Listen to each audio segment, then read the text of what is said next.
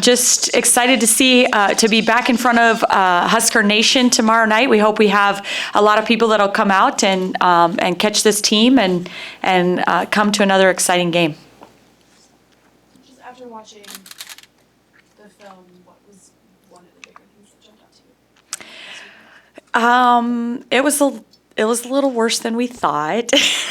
It felt kind of some ups and downs throughout that game, but we felt like it was a great timing for that game. I think North Dakota State is a really quality opponent that exposed some things. They were really physical, and they exposed a few things with our ball screen defense that we were going to be working really hard to improve. And then we gave up 13 offensive rebounds. And so that's something that, we've been talking about, really taking a lot of pride in, knowing that, without Alexis Markowski in our lineup, that we've got to have everybody contributing in that area. And I thought, North Dakota State is good about being relentless for their pursuit of rebounds, but, we got exposed to something that we know it's just going to get tougher and tougher. And in the Big Ten Conference, that we're going to expect better, even equally as good or better rebounders. And so we probably better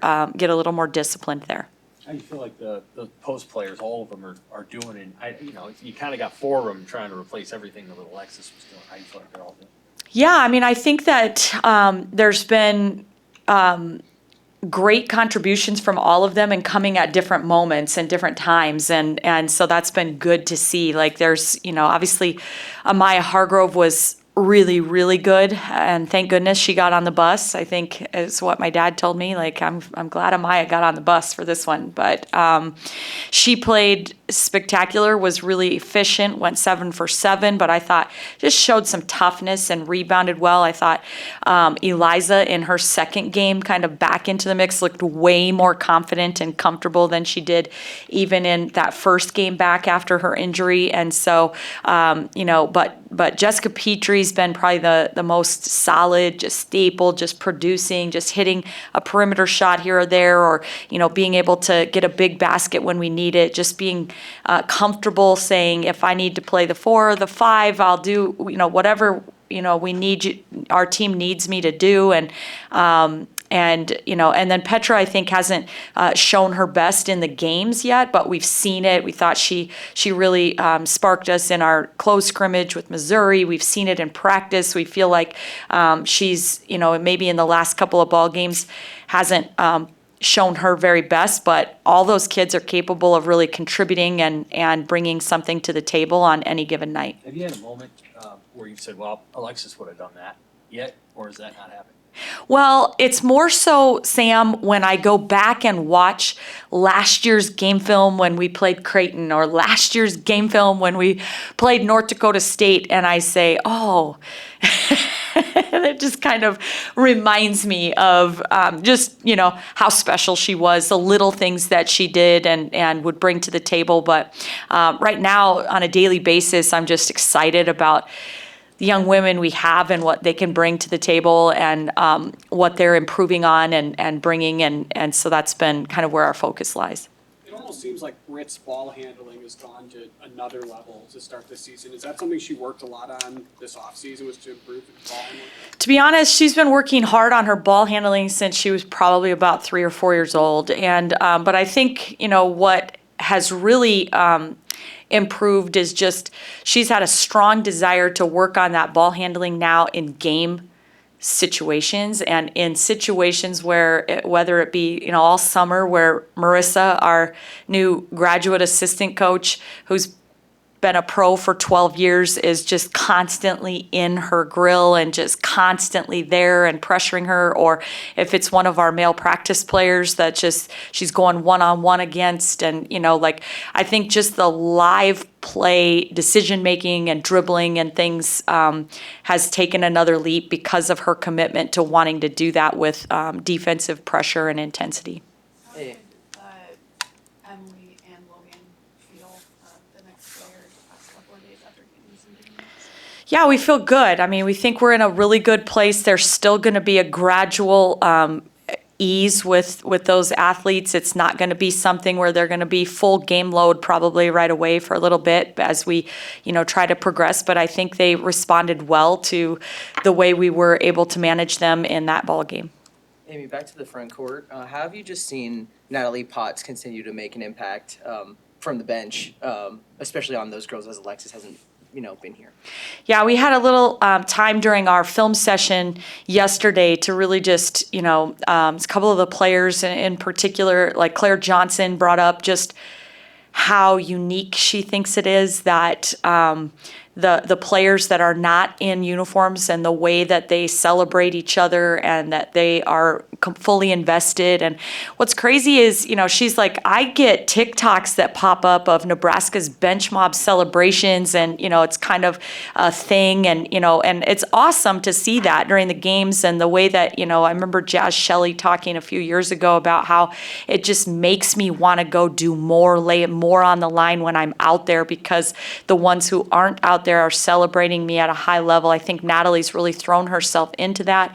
But what you guys maybe don't see is that in practice, if we're working on situations and, somebody makes a game winner, like there's nobody that's celebrating it more than Natalie Potts. And the way she's just stayed fully engaged and is a great teammate, and it's so impactful. And just yesterday, she got to hear her teammates kind of talking about that in film, about just what a difference that makes. Amy, your team's defending the three really well, and overall from the floor, opponents are shooting just 37% against you. Is that the focus, that you guys are placing upon these players to just level up defensively?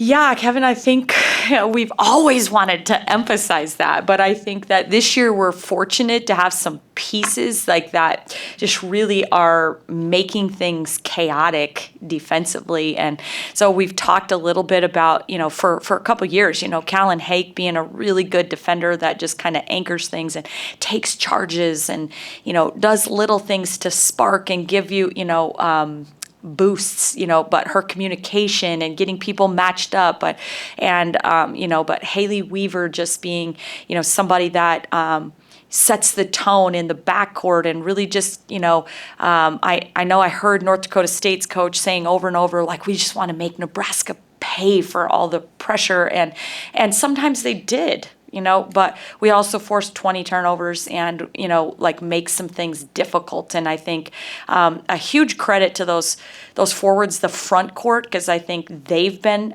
intentional about getting out to contest, perimeter shooters that maybe are mismatches normally. And, the confidence that we've seen Amaya Hargrove and Jess Petrie and Petra and Eliza take of just being able to say, we're going to get out to 3-point shooters that are capable in the post position, and I think those things have made a difference here early. How special is it for you just watching Kennedy fly around out there and make plays?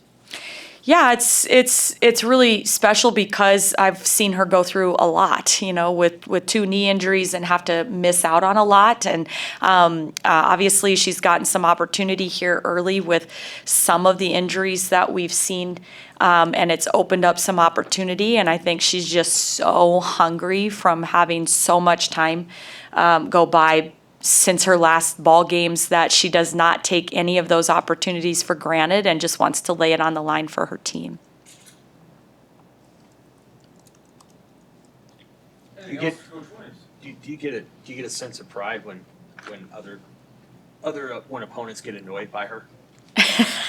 Yeah. In the Creighton game, I mean, she's trying to make a play, the other player gets mad. Like, is there a part of you that's like, that's exactly what I want her to do? Yeah, I mean, I think, yeah, I think that's what she brings to the table is, she can just be pesky and make things difficult, and she needs to bring those kinds of things to the table. She usually makes pretty good choices and decisions with the basketball. She's still learning in some of those areas how to play with a little bigger, faster, stronger, and in that realm, but I think she knows the one thing I can control is just always try to be annoying, glued into the scouting report. If we know this kid's a drive right, let me get in position to take a charge.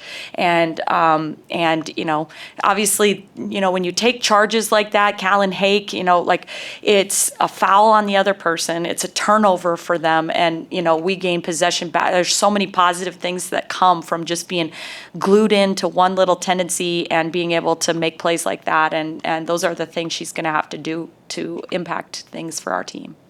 Amy, last one for you guys at home tomorrow before you hop on a flight next week. What do you want to see from your group, and what kind of challenges could Oral Roberts present? Yeah, Oral Roberts is going to be uniquely different than what we just saw, and a lot of dribble drive and way more penetration and capabilities of kind of floaters off the dribble and touch shots and not as much dribble hand to a ball screen to a this screen to a back screen like we just saw. So it's just a completely different style of play that we're going to be playing tomorrow. So for us to be able to shift our defensive philosophy that quickly, but to finish defensive possessions with rebounds, and that's where we really need to make the biggest gains right now.